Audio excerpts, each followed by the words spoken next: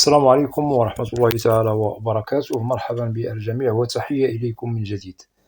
برنامج اليوم هو برنامج مهم موجه خاصة إلى الإخوة والأخوات الفائزين بالقرعة الأمريكية لسنة 2025.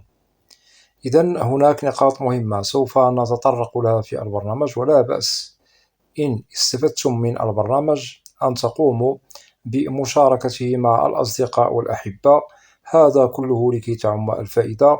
ولا تنسوا أن تشتركوا في القناة.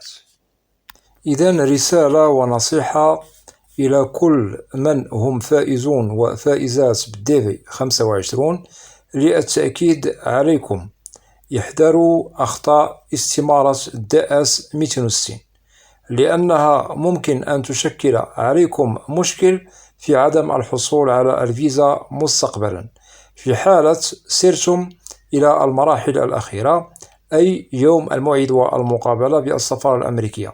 وبالطبع كل فائزة وفائزة منكم بالديفي 25 قد قام بملء وتعبئة هذه الاستمارة سابقا بعد الفوز، أي في الأشهر السابقة، لأنه النتائج المتعلقة بفوزكم ظهرت في ماي من سنة 2024 بعد الفوز منكم من أرسل هذه الاستمارة، أي استمارة الداس، إلى مركز كاساسي بدون تأخير. وهناك البعض منكم سوف نحسبهم القلة قد قاموا بإرسال هذه الاستمارة متأخرين، وهناك ممكن البعض من الفائزين والفائزات لا زالوا لحد الآن لم يرسلوا هذه الاستمارة، فننصحكم بعدم الانتظار والتأخير، وهذا للتأكيد للذين لا زالوا لم يرسلوا هذه الاستمارة. بالطبع نؤكد اقتربت المدة المتاحة من نهايتها لإرسال استمارة الداس، ونؤكد في أواخر هذا الشهر ستنتهي إجراءات إرسال استمارة الداس. ونؤكد ولو أن الفائز يرسل هذه الاستمارة ما بعد هذا الشهر فإنه قد فات عليه الأوان ولن تقبل منه هذه الاستمارة. إذن تداركوا الوقت في الأسابيع المقبلة المتبقية لكي تقبل منكم إرسال استمارة الداس إلى مركز كاساسي بالولايات المتحدة. وننتقل إلى الذين أرسلوها فنقول لهم خيرا فعلتم، هذا هو المطلوب منكم، وهذا هو الإجراء الاستباقي المهم ما بعد الفوز بدون تأخير. ونؤكد بأنه هذه الاستمارة تعتبر هي أساس الإجراءات المهمة التي تأتي بعد الفوز، فإن صلح إرسالها في الوقت المحدد هذا جيد، وإن خلت من الأخطاء كذلك هذا جيد. ونؤكد على الأخطاء الفادحة التي تتعلق بالفائز، فهذا جيد. كلما وجدنا استمارة الداس خالية من كل ما هو خطأ فادح فهذا يخدم مستقبل كل فائز منكم يريد تحقيق المبتغى والمراد عند توصل بالموعد والمقابلة. وبالطبع يوم المقابلة لن يجد عرقلة ومشكل أمام ضابط الهجرة بالسفارة الأمريكية، ونتمنى لكم جميعا هذا. إذن النصيحة التي أريد أن أؤكد عليها بالنسبة للفائزين: عليكم تذكر كل ما هو مهم يتعلق بالبيانات الخاصة بكم والتي قمتم بملئها في استمارة الداس 260. بالطبع أنتم أرسلتم هذه الاستمارة ما بعد الفوز. هنا عليكم أن تتذكروا هل هذه البيانات التي قمتم بملئها هل هي صحيحة، هل هي خالية من أيتها خطأ أو أخطاء فادحة. بالطبع في حالة أنه عدتم للذاكرة وعدتم لإعادة النظر في كل ما هو مهم قمتم بملئه في استمارة الداس 260، هذا سوف يبين لكم مصير هذه الاستمارة مستقبلا، هل سوف تخدم مسار مرور مقابلتكم بسلام بنعم أم لا. إذن التحقق من البيانات والمعلومات مهم تداركه قبل فوات الأوان. فإن تذكرتم بأنه لديكم أخطاء فادحة في استمارة DS 260، فهنا ممكن لكم طلب فتح هذه الاستمارة لدى مركز كاساسي عبر الموقع، وسوف تفتح معكم الاستمارة آنذاك إن تذكرتم الخطأ والبيانات التي هي غير مقبولة والتي ممكن أنها تسبب لكم عرقلة في مسار مستقبل مقابلتكم بالسفارة الأمريكية. وهنا نؤكد عليكم تصحيح كل ما هو مطلوب منكم بالتدقيق بدون أنه تتأخروا في تصحيح الأخطاء الفادحة. نسطر على الأخطاء الفادحة لأن هناك بعض الأخطاء لا تستدعي من الفائز أو الفائزة بأن يقوموا بطلب فتح استمارة DS 260، وسبق أنني وضحت هذا عبر القناة في برامج مهمة ممكن أن تقوموا بالعودة إليها وسوف تستفيدوا أكثر وأكثر.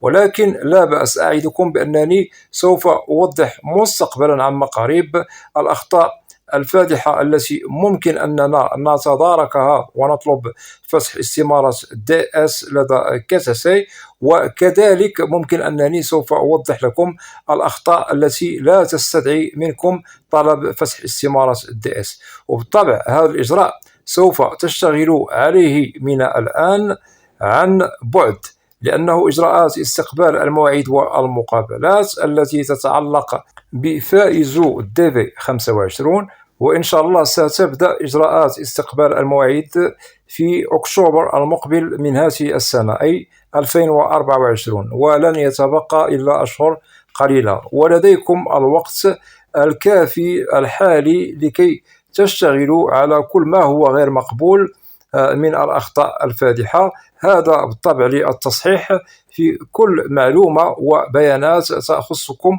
وهذا للتأكيد والنصيحة لكي لا تندموا مستقبلا على كل ما هو مملوء في استمارة DS 260، لأنه خطأ في الاستمارة تستهينوا به فممكن أنه يكلفكم الكثير والكثير، وسوف تخسروا فرصة الحصول على الفيزا. وعليكم استباق الأحداث قبل وقوعها لكي لا تندموا مستقبلا ولكي تتمموا إجراءاتكم ما بعد الفوز في أحسن الظروف والأحوال. كذلك نقطة مهمة نريد أن نؤكد عليها، ننصح الذين هم متزوجون حديثا ولديهم طفل ازداد بعد إرسال استمارة DS 260، فننصح في حالة أنه ازداد لديكم طفل عليكم بطلب فتح DS 260 لكي تقوموا بإضافته في استمارة DS. هذا كذلك لازم أنكم لا تستهينوا به، وننصح بعدم الكذب في كل ما هو مهم متعلق بمعلوماتكم الشخصية، ونقوم بوضع البيانات بالتدقيق بدون زيد أو نقص وبدون كذب.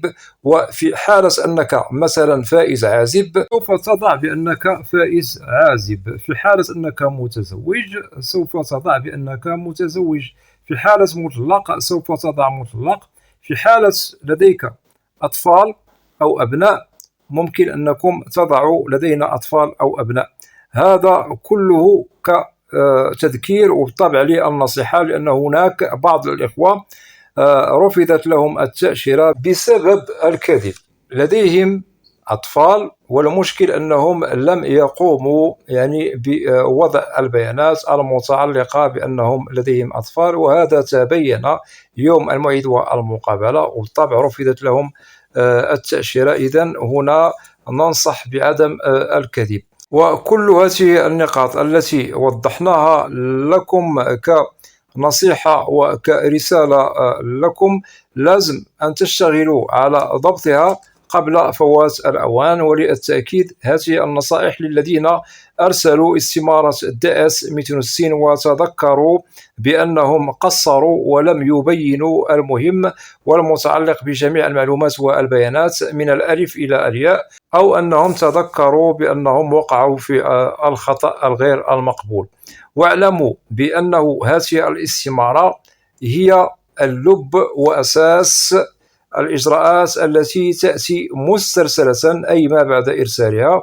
هناك دراسة لهذه الاستمارة لدى مركز كساسي بالولايات المتحدة عند الإرسال، وأكيد بأن يوم الموعد والمقابلة هذه الاستمارة سوف نجدها أمام ضابط الهجرة.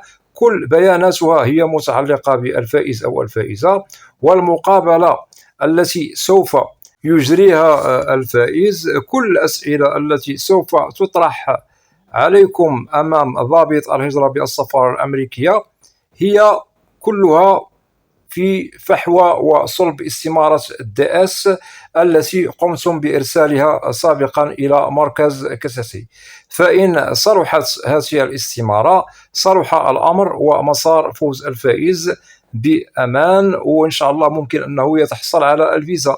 وإن وجد بأنها بها أخطاء أو هناك كذب أو أشياء تطرح الشكوك، بالطبع صاحب هذه الاستمارة أي المعني بالمقابلة سوف يقع في المحظور ولن يتحصل على الفيزا، لأنه استمارة DS هي التي ممكن أن توصل الفائزين إلى بر الأمان للحصول على الفيزا. هذا كله في حالة أننا وجدنا بأن هذه الاستمارة خالية من كل ما هو غير مرغوب فيه، وكذلك خالية من الأخطاء الفادحة. وفي حالة أنه للتأكيد هذه الاستمارة بها أخطاء فادحة أو خطأ فادح فالمشكل خطير، وسوف يوقع المعني بالمقابلة أي الفائز في المحظور، وبالطبع هنا الفيزا سوف نجدها غير مقبولة ونؤكد مرفوضة.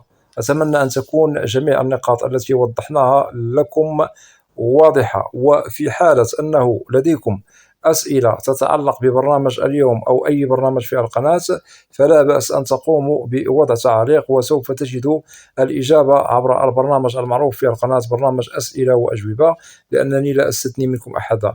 وأتمنى من الإخوة والأخوات الذين لا زالوا لم يشتركوا في القناة أدعوكم للاشتراك في القناة وتفعيل زر الجرس ليصل إليكم كل جديد. ولا تنسوا أن تدعمونا دائما باللايك لكي نصل إلى أكبر نسبة من المشاهدة. وبالنسبة للقناة محتوى كامل وشامل عن الهجرة والمهاجر إلى الولايات المتحدة الأمريكية بشكل عام وكتعريف. وأود أن أشكر جزيل الشكر كل الإخوة والأخوات الذين يقومون بوضع تعاليق محترمة بالقناة. مرحب بكم جميعا بأسمائكم، وإلى لقاء قريب بإذن الله، والسلام عليكم ورحمة الله تعالى وبركاته.